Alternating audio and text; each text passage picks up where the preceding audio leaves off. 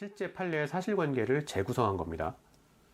서울에 있는 집합 건물에서 101호부터 105호까지 구분점포 5개를 임차해서 카페를 운영하는 임차인이 있습니다. 구분점포 5개를 임차해서 하나의 카페로 운영하고 있기 때문에 당연히 중간에 벽체 같은 건 없었고, 소유자도 이 5개의 구분점포는 모두 한 사람이 소유하고 있었습니다.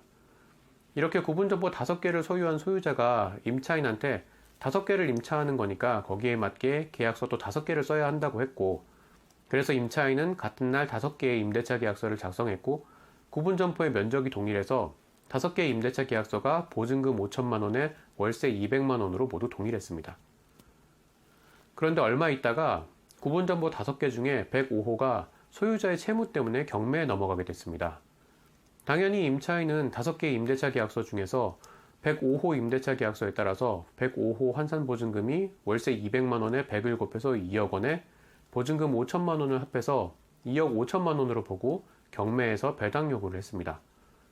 그런데 여기서 105호만 따로 떼서 환산보증금을 계산할 게 아니라 구분점포 5개의 임대차 계약을 하나로 봐서 이것들을 다 합쳐서 환산보증금을 계산해야 되는 거 아니냐, 이런 문제가 제기가 된 거죠.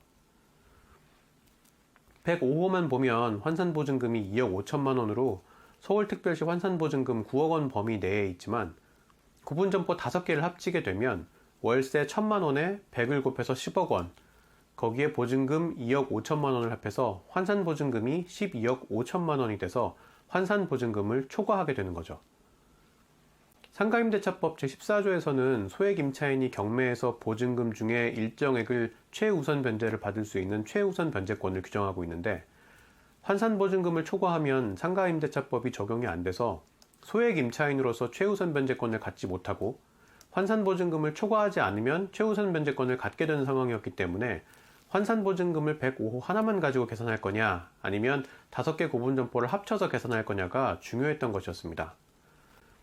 판례는 임차인이 수개의 구분점포를 동일한 임대인에게서 임차하여 하나의 사업장으로 사용하면서 단일한 영업을 하는 경우 등과 같이 임차인과 임대인 사이에 구분점포 각각에 대하여 별도의 임대차 관계가 성립한 것이 아니라 일괄하여 단일한 임대차 관계가 성립한 것으로 볼 수 있는 때에는 비록 구분점포 각각에 대하여 별개의 임대차 계약서가 작성되어 있더라도 구분점포 전부에 대해서 상가건물 임대차 보호법 제2조 제2항의 규정에 따라 환산한 보증금액의 합산액을 기준으로 상가건물 임대차 보호법 제14조에 의하여 우선 변제를 받을 임차인의 범위를 판단하여야 한다.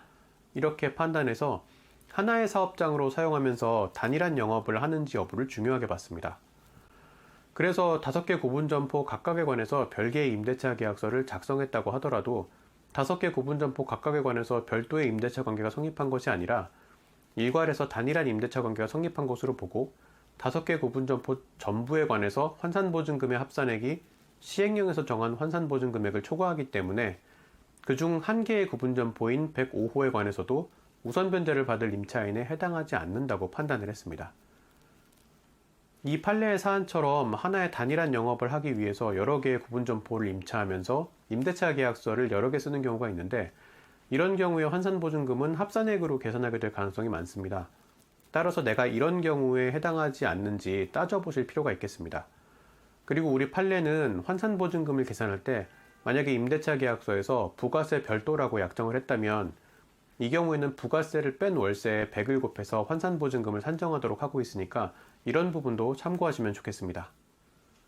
오늘 영상은 여기까지고요. 영상이 도움이 되셨다면 구독도 부탁드리겠습니다. 감사합니다.